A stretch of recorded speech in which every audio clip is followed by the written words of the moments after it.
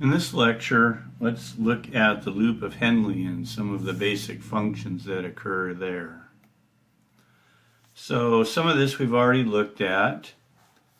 The proximal convoluted tubule, just to get oriented, the distal convoluted tubule, and the loop of Henle, and the cortex, and the medulla, and the osmolarity, you remember, of filtrate all the way through the proximal convoluted tubule is about 300 milliosmoles. And here we are at 300 entering the loop of Henle. Now, as the fluid passes down the descending limb, it allows water to leave. So water can leave, but not solutes. So water is removed, but no solutes. So what does that do to the osmolarity? It makes the solutes more concentrated. So by the time you take the filtrate to the bottom, assuming that this is a loop that descends deep into the medullary region, juxtaglomerular nephron, after removal of the water, the filtrate is about 1200 if the nephron goes that deep in the gradient.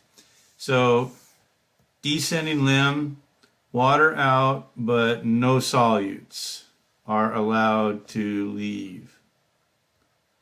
So the membrane on the descending limb is impermeable to solutes. So when I'm writing no solutes, that means no solutes are leaving the lumen. There are plenty of solutes out here in the ISF, and that's what gives it this osmotic gradient, going from 200 to 600. So the amount of solutes in this area is high. It's increasing as you go deep. But that comes from the ascending limb. So the point on the descending limb is that water is removed, but solutes stay in the filtrate. And the osmolarity of the filtrate increases from about 300 to 1200 in this example. On the ascending limb, it's just the opposite. So no water is allowed to leave.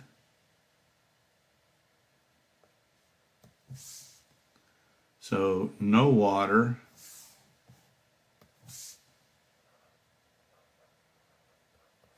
But solutes are allowed to leave. And the solutes that leave in particular are sodium, potassium, and chloride. And they leave in the ratio of 1 sodium, 1 potassium, and 2 chloride ions. So those get pumped out all the way along the thick portion of this ascending limb. Both sides, of course. So there's sodium, potassium, and 2 chlorides are pumped out. But no water. Sodium, potassium, and 2 chlorides. And it just continues on. So sodium, potassium, and 2 chlorides. Now one more time. Sodium, potassium, and 2 chlorides. But no water on the ascending limb.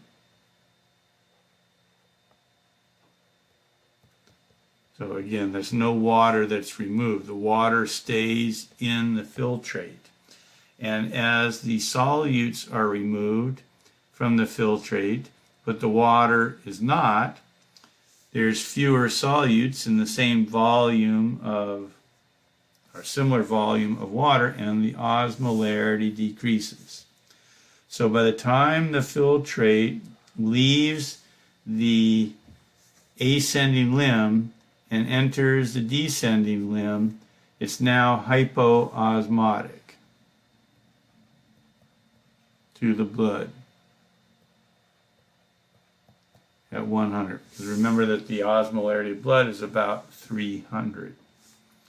And that's, so let's summarize over here on the ascending, descending limb of the left and just review this. So on the descending limb, water is removed from the filtrate.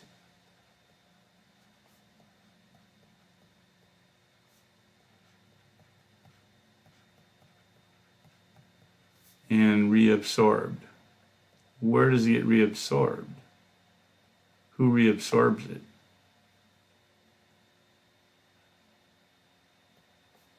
Goes into the paratubular capillaries and the vasa recta.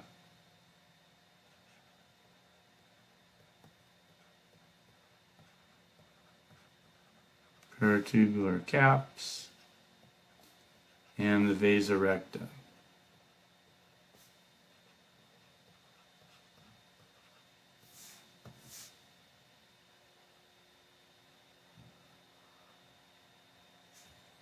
And solutes are not removed. So the solutes stay in the filtrate.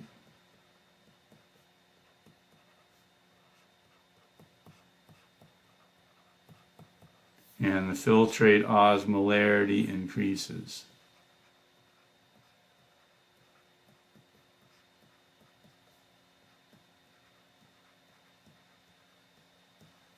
Then in the ascending limb, it's just the opposite. So sodium, potassium, and 2 chloride ions are reabsorbed.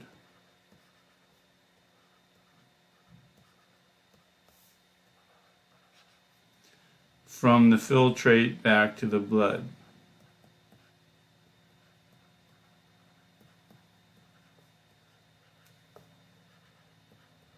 So we have reabsorbed them. And ascending limb is impermeable to water.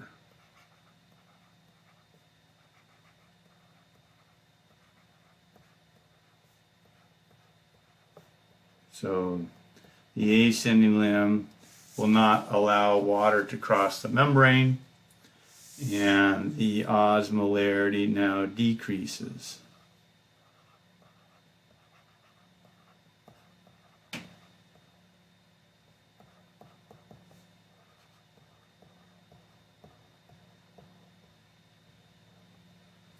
And that sodium, potassium, 2 chloride that's removed from the filtrate goes out into the interstitial fluid and helps to build that osmotic gradient from 300 to 1200, along with some urea that gets moved out that I'm not going to talk about.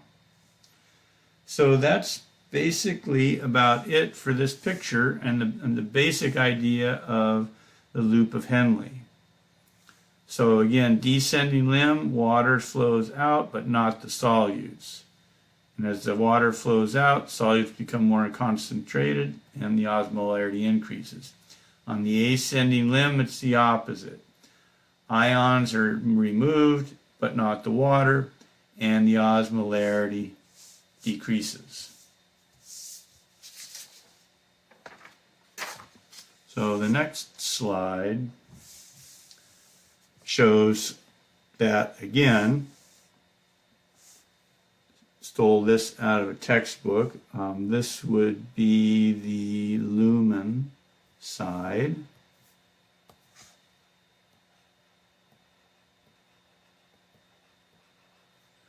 And this is the interstitial fluid.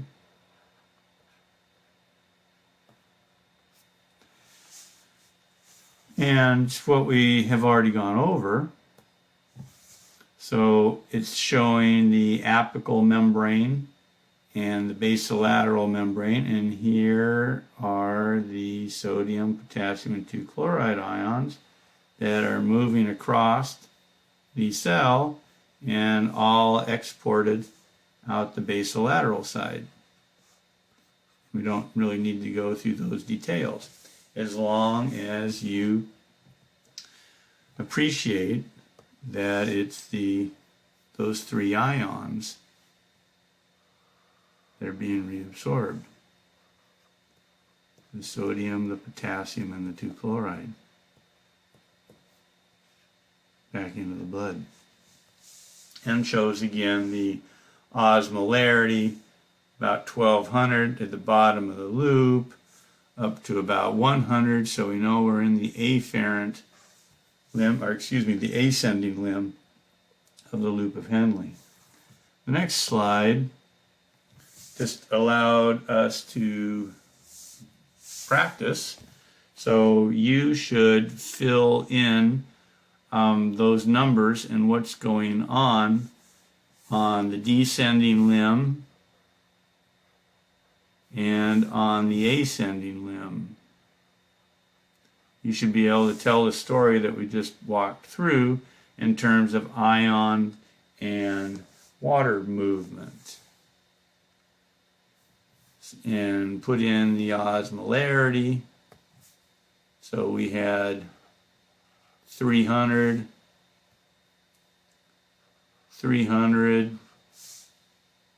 1200, that's not showing up all that well, 1200, and then back to 100.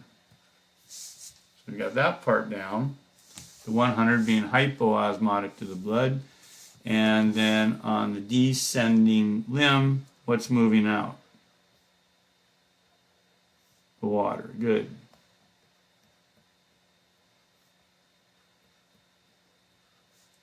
And on the ascending limb, what's moving out? The ions, the solutes, right? Sodium, potassium, and 2-chloride ions are being removed, and not the water.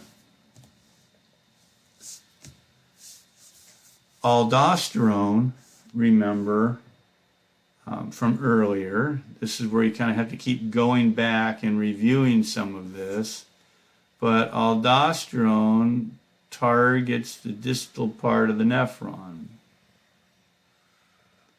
And this was our distal convoluted tubule and the cortical collecting duct.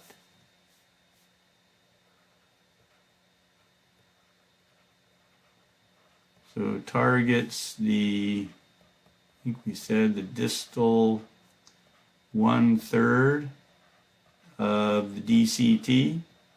If you remember the DCT, that's probably good enough, but it is the distal portion of the distal convoluted tubule and the cortical collecting duct.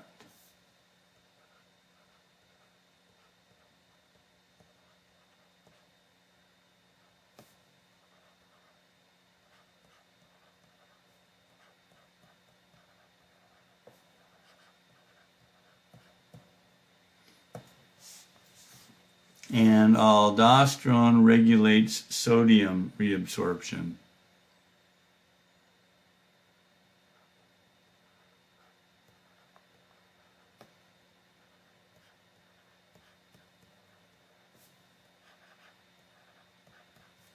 And then you just have to tell how it's regulated.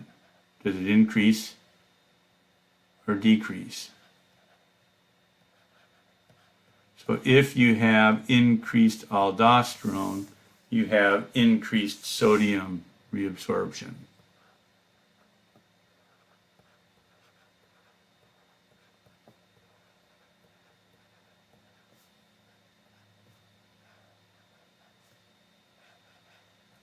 And then you know what happens when you reabsorb more sodium. You reabsorb more water. Up goes the blood volume, up goes the blood pressure, and that takes us back to the whole RAS story. And we also talked about ANP, atrial natriuretic peptide, that's antagonistic to aldosterone. So with increased ANP, that leads to increased sodium excretion. So increased ANP equals, let's say, decreased sodium reabsorption. If we don't reabsorb it, then we excrete it.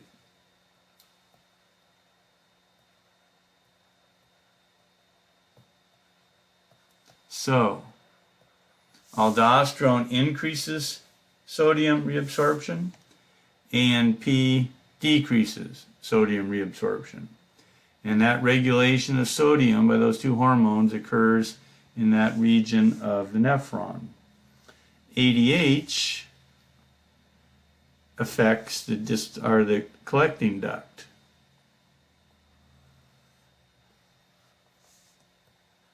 So I'll abbreviate coal duct.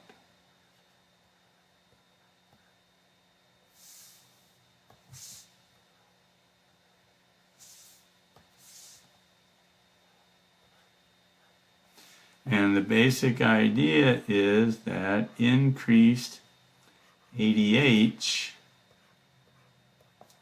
leads to increased water reabsorption.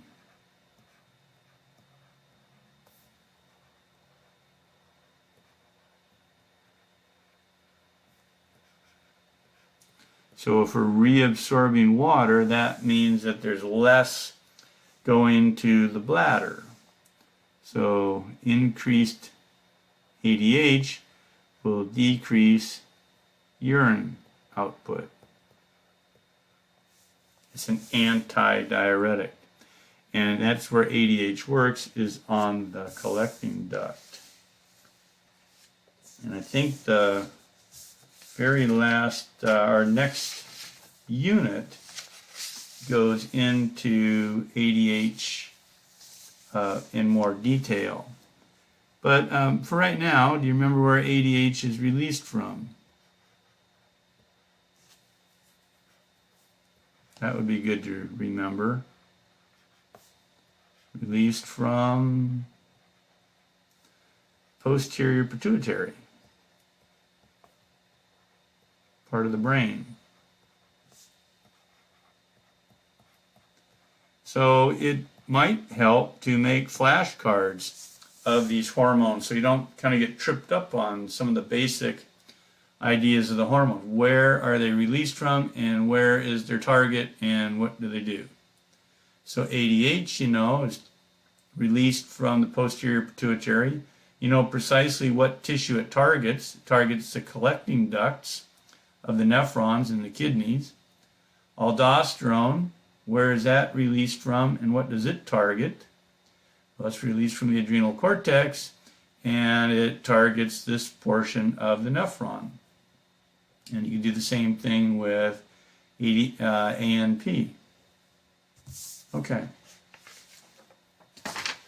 The last slide in this lecture looks at the mechanism of aldosterone and how it works. So let's just go through that. So this is aldosterone and how it works. And that's the mechanism of action, or the MOA. So a mechanism of action just describes how the enzyme, or how the protein or enzyme, whatever it is, works. So this figure, you can go through it by the numbers if you like. But the basic, let's go ahead and I'll walk you through it, and you can read the numbers as we go. But the first step is that here comes aldosterone. So I just talked about where it's released from. And you know that it's a steroid. Everything coming out of the adrenal cortex is a steroid.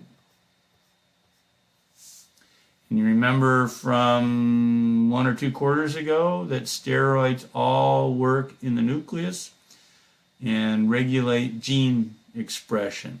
In other words, making proteins. So it's a steroid. It's a lipid.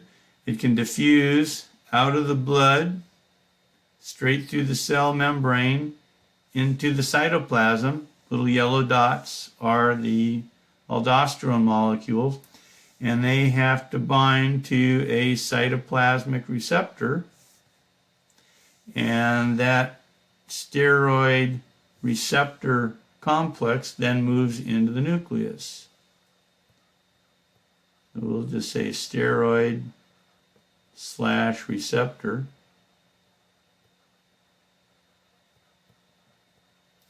Moves into the nucleus, binds the DNA, and promotes transcription.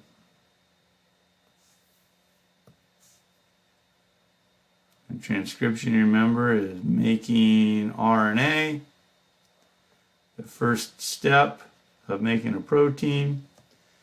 After transcription, the mRNA goes out into the cytoplasm and is then translated into new proteins. Whatever these proteins are. They're going to alter the cell's function. So here are the proteins that have just been made. Now remember what we're trying to do with aldosterone. The big picture, we're trying to reabsorb sodium. So that's where we're going. So some of these proteins that are made are new sodium-potassium pumps and new channels. They weren't there before. They're not there now because aldosterone stimulated the cell to make some more. Some of those other proteins that are made, produced by aldosterone, are sort of regulators of existing channels and proteins, and they speed up that activity. So the little box over here says that it modulates them. In other words, it controls them. So what we wind up with is that the end result is that we now, after aldosterone stimulated gene expression, we now have new sodium-potassium pumps, now have more sodium-potassium pumps and channels, facilitated diffusion channels, for reabsorption of sodium.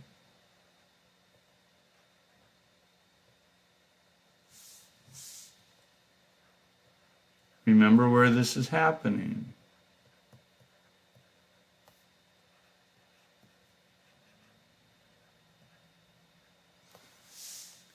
Okay. So, we're trying to reabsorb sodium. So we are reabsorbing it from the lumen back into the blood. So here's the sodium out in the lumen, and some of that sodium leaks in through leakage channels, and that is then pumped back out of the cell by the sodium-potassium pump, and we have more of those pumps now, and they pump sodium out.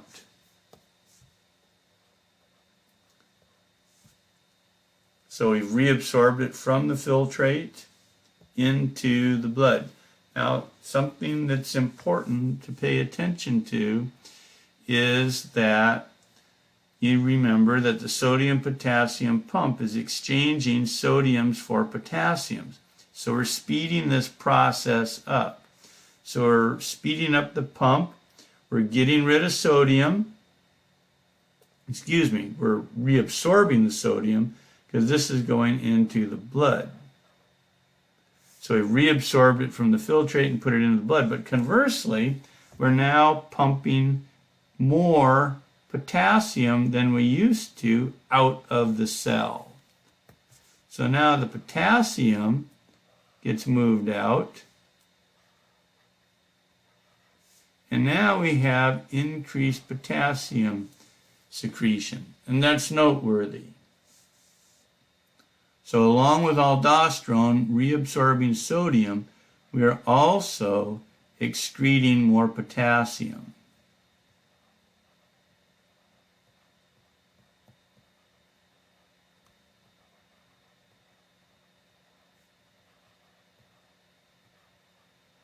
And I believe we come back to this idea again in the last, in the next unit, the next module, module 7. So hyperkalemia is too much potassium in the blood, and you have to get rid of that. And the way that the body gets rid of excess potassium is by releasing more aldosterone. We don't really care too much about a little extra sodium that's coming in, but we do have to get rid of the potassium. So this is the main means by which the kidneys eliminate excess potassium. And I believe that's it for this lecture.